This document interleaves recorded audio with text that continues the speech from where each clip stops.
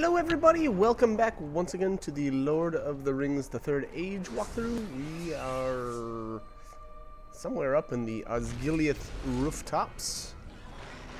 And oh my gosh, if we haven't already fought enough ring wraiths already, well I guess we haven't, because we've got one more. Alright, so what do we got here?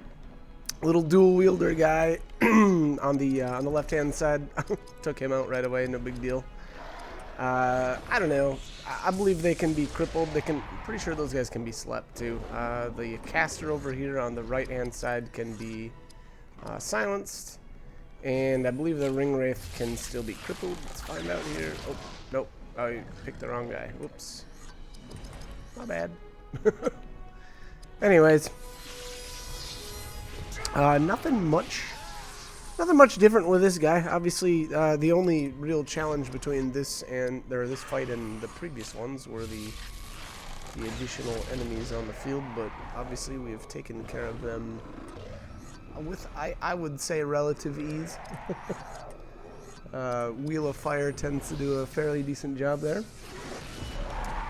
Alright, so starting out with a cleaving wound here on this guy. Well, no, I shouldn't say starting out, but you know, I guess in the previous videos I had recommended doing you know, tossing on a couple of damage over time type abilities, and that's, I guess, one of the themes, I suppose, I kind of developed over yeah, I don't know, I guess over playing the game, was that you know, I tend to, unfortunately, you know, after Helm's Deep, I think especially, I tend to really only focus on a couple of characters, or, you know, like in this case, I think it was mostly Berethor, Hadhod, and Idril.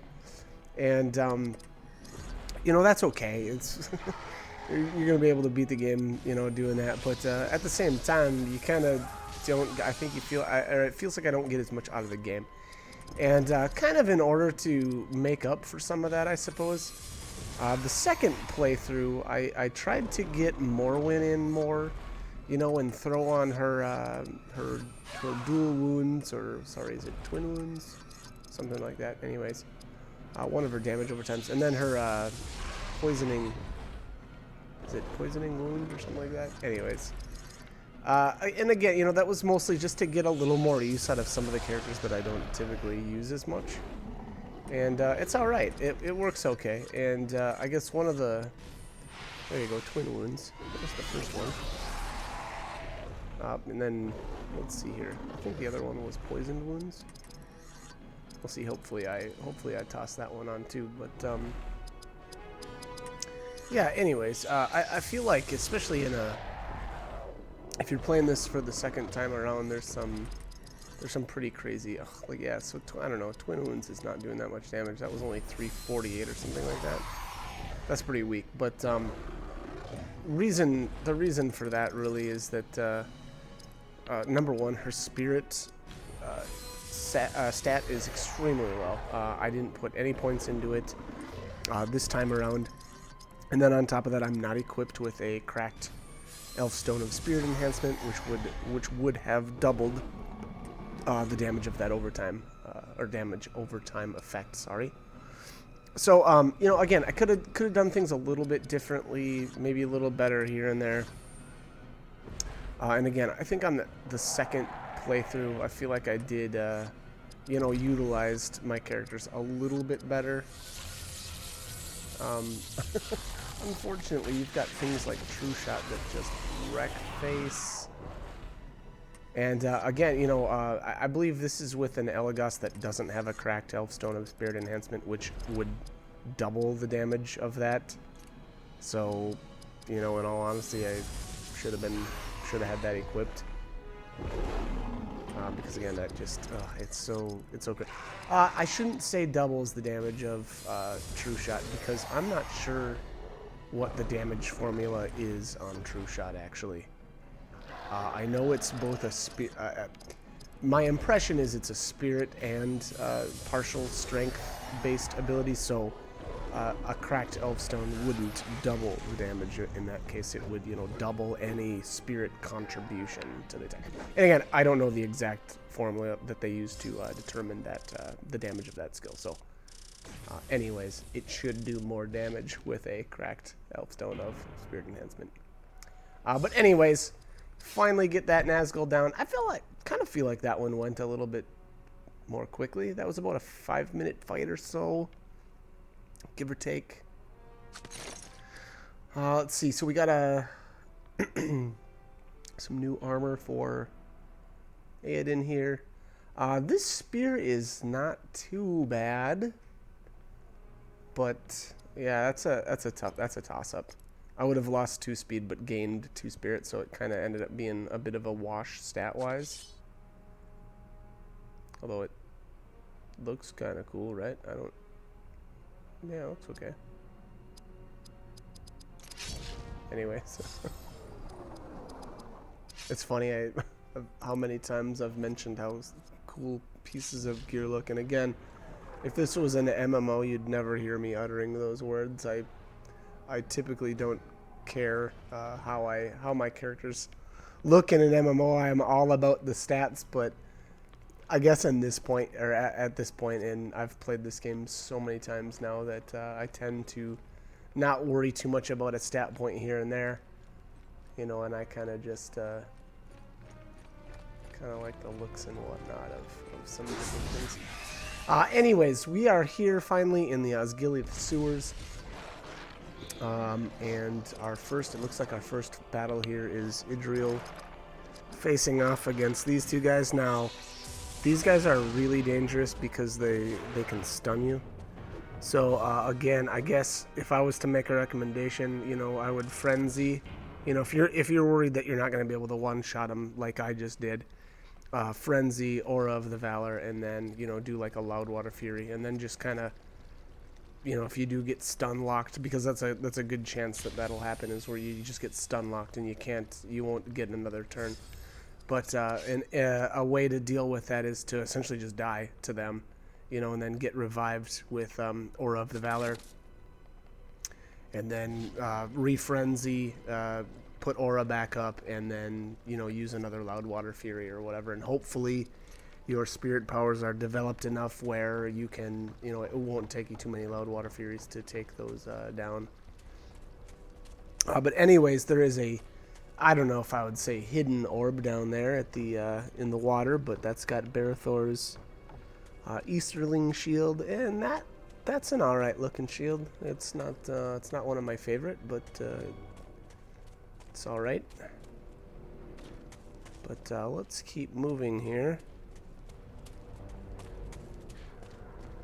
And here you'll notice, so you've got the orb showing up, and this is kind of where the other parts of Osgiliath didn't have any random encounters during the first, in the first trip.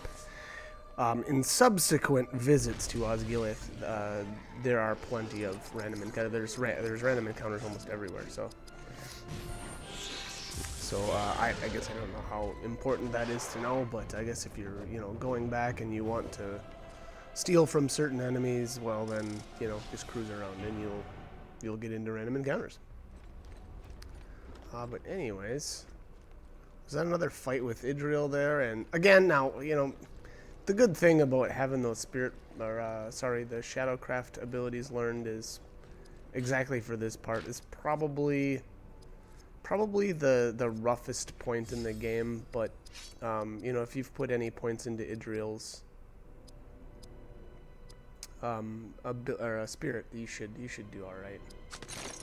Steel pauldrons, all right. So I got a set of new pauldrons for Aodhan. I think this is a dead end up here. Yeah, there's nothing in there. But yeah, easy or difficult depending on how developed Idriel's spirit powers are. Typically, when you get to this point, that, you know, I would sure suspect that they would be fairly well developed, mostly because she's, you know, most likely your best healer or most frequent healer, so it's usually pretty easy to get her spirit powers developed fairly well. Anyways, so we've got a battle here with a bunch of dudes that just got one shot, and then this troll drummer. Let's see here. All right, so bind spirit normal and slow normal. So not only can they be crippled, but you can also bind spirit. I'm not sure how useful bind spirit would be, which is, by the way, silence. I don't remember what they can. Maybe that stops them in their tracks. And unfortunately, I didn't use it so that we could find out. Again, though, I'm not 100% sure what Bind Spirit's actually going to do. I don't know if that prevents them from, doing anything. Again, not 100% sure on that, but give it a shot if you want. Otherwise, again, they can be crippled, so you can just knock their turns back as many times as you want and prevent them from doing anything. I know they are able to haste their allies, as well as they do a multi-target ability, Sonic Fury, and then they've also got a heal as well. So that's probably their biggest threat is their heal. And that's a problem, especially for if you haven't developed your characters very well. Sometimes it can be difficult to hack through, all kinds of health if you got a guy that's constantly healing their allies. So here we've got this troll on the left. I believe he can be paralyzed. And I believe paralysis of light will work on them, as well as, a paralyzing shot. And boy, what else? I think that's it. Oh, I guess, if you're not able to shred him down very quickly, you may want to cast Stand Fast, because they do have a stunning ability. I think it's like stunning strikes or something like that. But, yeah, so I guess, be aware that that could potentially cause you problems. Which is usually solved fairly well by Stand Fast with Barathor on the first turn, or as early as you can get it off. Alright, Fotengard Pauldrons, and these are pretty cool. Look at those. I don't know. I like those. They look really nice. Anyways, let's keep moving. Second Age Dwarven Mithril Double Bit Axe. That thing is pretty awesome. That's it's extremely powerful. It's got a really good damage. Yeah, look at that, 160. Alright, so I'd get 1 speed, 1 dex out of it.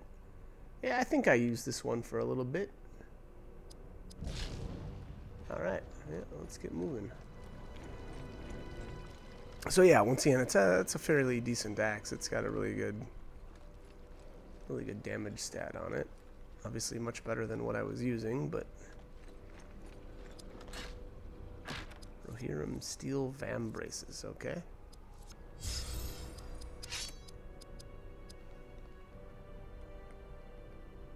Oh yeah, I was thinking, man, didn't we just get a set of pauldrons for it? Yeah, I was thinking pauldrons and not Vambraces, so. Anyways. What am I doing here? Oh, okay, yep, here we go. Alright, so equip those bad boys. And let's keep moving. Looks like we got a random encounter coming up here. So here we're getting, unfortunately, some gear that are for Idril, but we can't equip it quite yet. And this cloak, so it's resistant to slash, pierce, and blunt. That's actually pretty nice. I don't know if I equipped it or not. Yeah, and this one has no resistances. So, again, this is actually not a bad cloak because of those resistances. Yeah, it looks like I did end up equipping that. And I'm sure for that exact reason. So, unfortunately, I lost a little bit of stat points and a little bit of armor, but I really think that's worth it. That's a really good trade-off for those resistances. Here, another fight that's exactly the same, as the other one that we did earlier. You've got the the 3 dual wielder dudes and the troll. Same strategy here. Just blow them to smithereens with a wheel of fire. You know, obviously the gameplay will be a little bit different depending on, I guess, you know, how you're building your characters, physical versus spirit. But I'm still plugging away fairly well with these spirit powers. I believe there's a couple of fights here coming up quite soon, though, where it's really starts to become noticeable, where the spirit power route, I don't know if I would say it really falls off, but you can tell that the damage starts to lack a little bit because we start fighting some enemies with a lot of health. You know, it's always great for clearing out the trash that doesn't have a whole lot of health, but once the enemies start to get some really good HP totals, it starts to feel like it takes a little long to take down enemies. We got a polished elfstone of earth protection. I don't believe I ended up equipping that on anybody, and I'm not really sure why. I suppose I was pretty happy with the elfstones that I already had. And then on top of that, boy, I don't even know what enemies use earth skills from this point on. I mean, I'm sure there's some, but I guess I can't really think of any right off the top of my head. Alright, looks like we got another random encounter with the same guys we've already fought. There are not Nazgul down here. I believe you'll fight 3 of them at a time. They are much more beefy than the ones that we met in the East Emnet Gullies. They have, I believe, quite a bit more health, as well as they deal probably anywhere, I would say probably 3 times the damage. If I remember right, I was getting hit for at least 1,000 to 1,500 or so. You know, hopefully I'll have footage of running into them, but I suppose that's just the luck of the draw. So we'll see.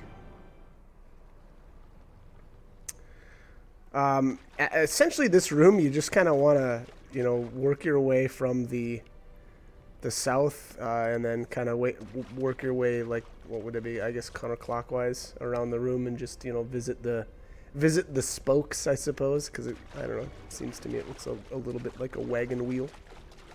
But make your way out to the spokes, and then the final pathway is actually straight to the north, so fairly easy to navigate this room.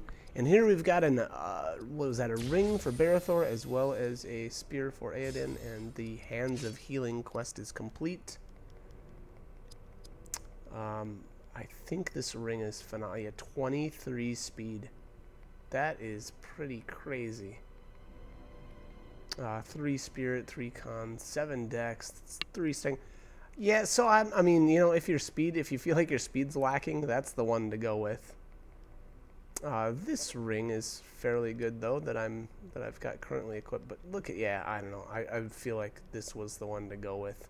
You just get so many stats out of this thing. What is that? 33, 30, like a total of 39 overall? That's crazy. That is a lot of stats. Anyways, what else do we have here? Yep, spear for Aoden. It's not looking, I don't know if I end up equipping this or not. It's not bad, but yeah, I don't know. So I don't know. I'd almost say a side grade at best. Anyways, let's continue on. Again, hopefully we'll run into some Nazgul down here so we can at least see them.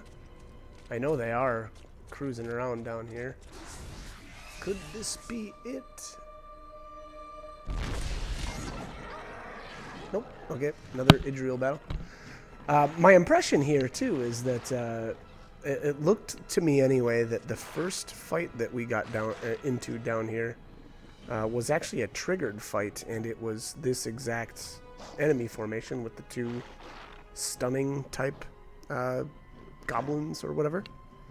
But from there on out, it just seems, and I'm not 100% sure, but it seems to me like it'll randomly pick whether you get into a fight and, you know, you'll be playing Idriel or you'll be playing as the other members of your team.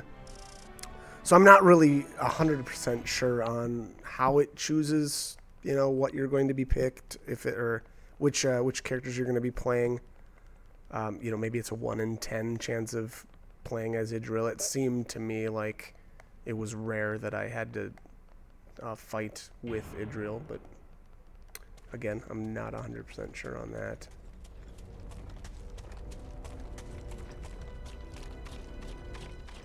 Alright, got another save point coming up here, and then I don't think there's anything down here. Yeah, I think these are all blocked off. Yep, right, so nothing there. And this is actually the exit. So we're already done. Well, that's unfortunate, so I don't have footage of fighting like I said earlier, you can get into a fight with, I believe it's 3 Nazgul. I guess maybe 4, but I'm pretty sure it was 3. We will hold the beach. Capture that raft. We shall need it to leave here. Idriel!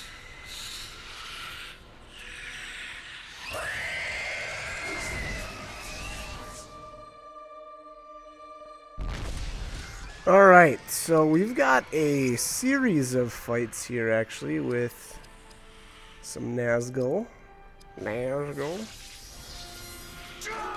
I don't know if I really needed to do Shield of Courage here or not. I don't remember if these guys cast Fear. I actually don't think they do. Or I should say I'm fairly certain that they don't. I think really any of the Nazgul that are just kind of hanging out on the ground, with, I guess, well, there's one exception later on, but for the most part, they'll only use, like, Wraith Slash and Nazgul Scream, and then I think they've got one other, basically, they're just all physical attacks, and there's nothing really fancy about them. Same strategies as anywhere else, really, with these guys. Haste yourselves up, buff if you feel like you need to, and then just kind of go to town. These ones are, I mean, to be honest, they're not that big of a deal. Yeah, Nazgul Scream 586 on Idriel. So, yeah, her defense stat is pretty nuts. Wow, yeah, they're doing way more to Barathor. They're doing like double damage to Barathor. That's funny.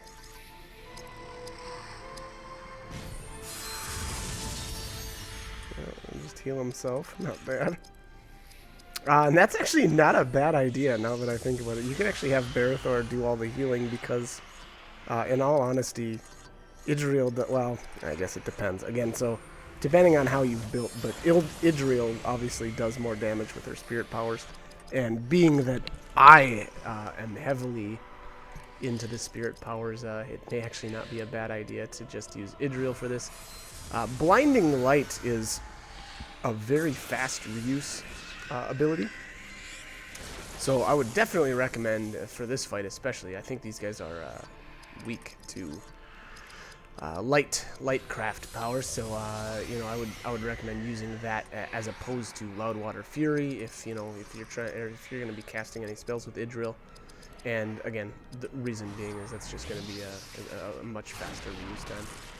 But here's Gondor Rampage, and that definitely outdamaged Blinding Light. What was that, 3.5k times 5? So yeah, much more than the, I believe, 8k that I got out of Blinding Light. Alright, so first battle done. I feel I've been here before. What vile sorcery has been done to me? You shall learn. The Witch King of Angmar comes.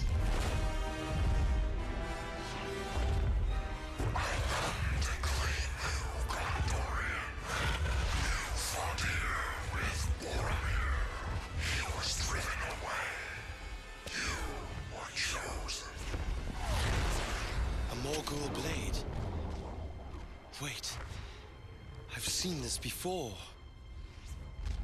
I was struck by this. Here, on this island.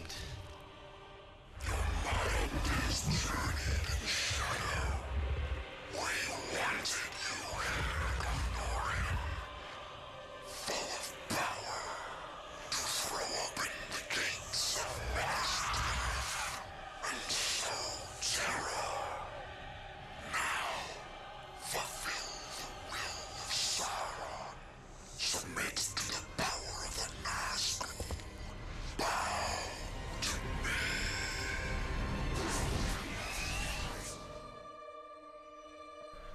Alright, so second battle here is with the Witch King. For the first, this first part, I wouldn't bother, you know, buffing yourself up. Definitely don't use a ton of AP. There's going to be a little cutscene here, and I don't think your buffs and stuff carry over to the next part of this fight.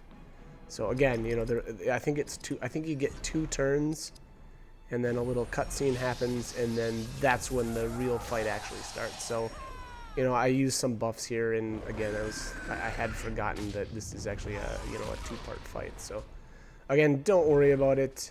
Don't bother buffing. There, he's immune. Yeah, that's why. So he's immune right now to any attacks from Barethor. I don't know if I think technically Idril could probably still do some damage, but I'm not sure. Anyways, again. It should be like right after this. Well, yep, there we go. I cannot harm him. He is immune to your power. He created you. The elves held back his enchantment with their artifacts, so he could not turn you into one of his kind. But his fell power still exists within you, embedded deep upon the tip of a Morgul blade.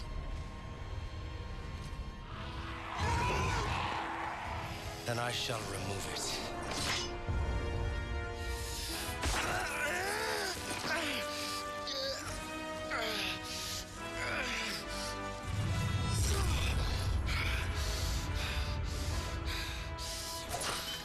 I am free of you, creature.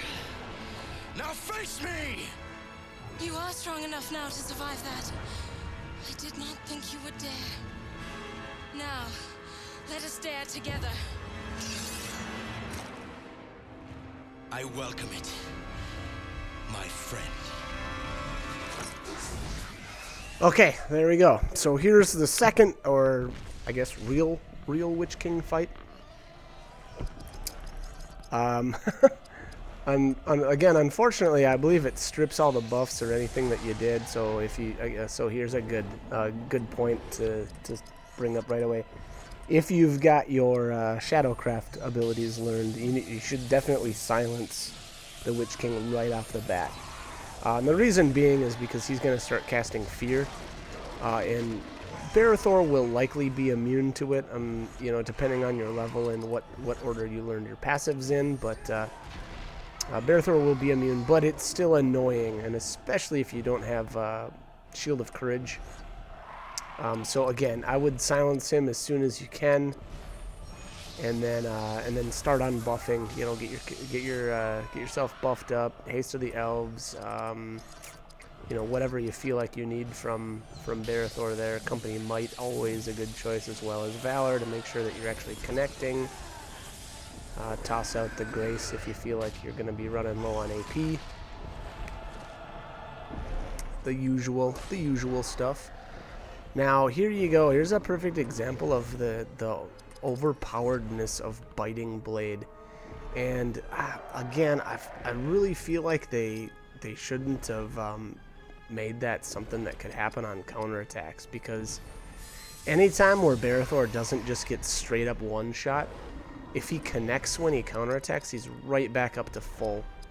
And that's huge. That's so crazy for like turn efficiency, I suppose, because then that means that instead of having to heal Barethor, well, now you just have another character's turn to do whatever you want, or to deal more damage. So again, not really sure why they went about that. One thing though, I definitely made a mistake there. I should not have used Loudwater Fury. the Witch King, I believe, is much more vulnerable to light craft, or at least blinding light. So, and then on top of that again, blinding light is much less. Nice double crit.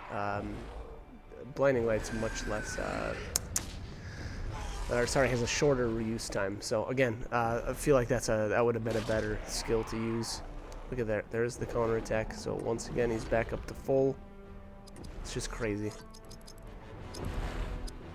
All right, so let's go. No, go back down. Ah.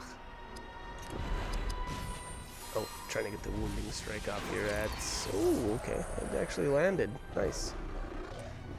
I don't know if that was a wise move. We'll see here. But so normally what she, I guess okay. She normally does about 7 to 8K. Now I'm pretty sure she can do more with Lightcraft, but the initial damage from Wounding Strike was 1,000. Okay, so there's another 1,000. So we're up to 2,000 right now. Total damage for that. Yeah, it's going to be a tough sell to say whether or not that was actually useful. Wheel of Fire. I keep using Loudwater Fury. Maybe I was trying to build up her spirit. Yeah, that actually could be the case. So maybe instead of worrying too much about turn efficiency and whatnot, I felt like this was definitely a fight that was already under control. So I may have just been spamming Loudwater Fury to get better or to keep learning her Spirit Craft, because she didn't actually have all of her skills learned at this point. And obviously, Barathor just got shreked right there. Oh, okay. Guess I'm getting a little cocky here and not healing. That's a little surprising. Good old War Call. I love that ability. It's just the coolest. Boom, boom, boom. And here's Company Power, so that's why I crit every single hit. So 5k times, that's about 25k damage right there. That's pretty respectable for a Barathor that has no strength. I didn't put any points into his strength.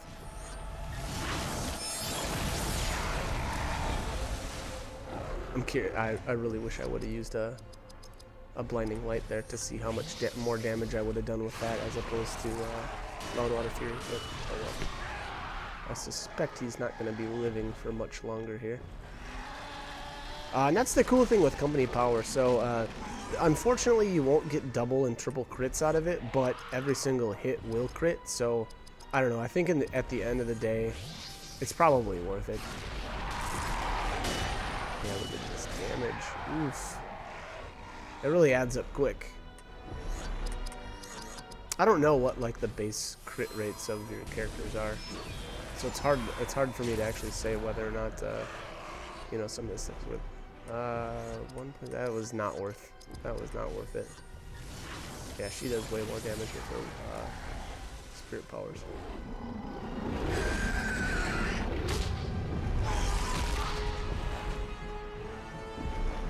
Oh, there's the crit. Excuse me. Wow. I'm actually really surprised that my Rampage was connecting so well. So this guy must have just really horrible evasion, because my dexterity is horrible on both of these characters actually. So maybe actually they did that on purpose, just in case. I don't know. Just a thought, I suppose. Oh gosh, I forgot all about that too. So it's not a bad idea to taunt the Witch King right away as well. Boy, yeah, I wish I would have brought that up earlier. Number one, Barathor's got the passive where he's going to deal more damage after he's taunted somebody, and then on top of that, he'll focus on Barathor. So again, definitely worth doing, I believe, or in my opinion. This should be it. Nope, he's still not dead. How are you not dead yet? Clunk.